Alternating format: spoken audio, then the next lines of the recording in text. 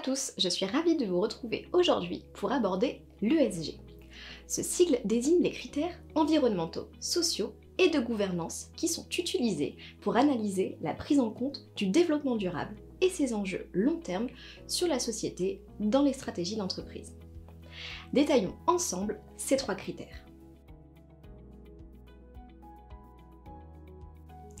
Les critères environnementaux mesurent la gestion des risques et l'impact d'une entreprise sur son environnement.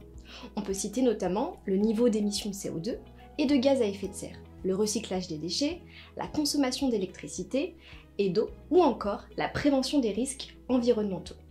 Les marées noires par exemple.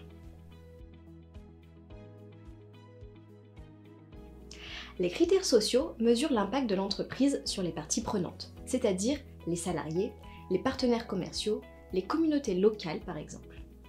Ils portent sur la qualité du dialogue social, l'emploi des personnes atteintes de handicap ou issues de minorités, le respect du droit du travail ou encore la prévention des accidents du travail.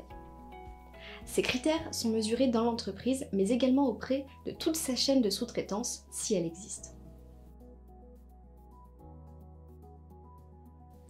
Les critères gouvernementaux, quant à eux, sont peut-être les moins connus.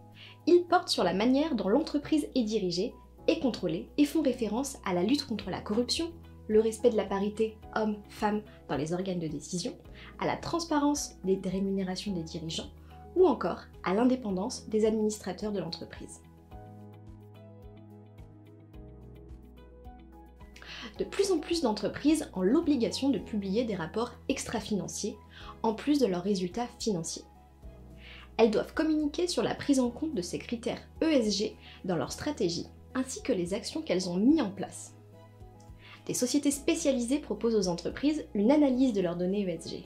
En tant qu'investisseur, ces critères peuvent vous orienter sur des placements et ainsi donner du sens à votre épargne en investissant par exemple dans des fonds d'investissement socialement responsables, ISR, c'est-à-dire des fonds intégrant la dimension ESG dans la sélection des entreprises.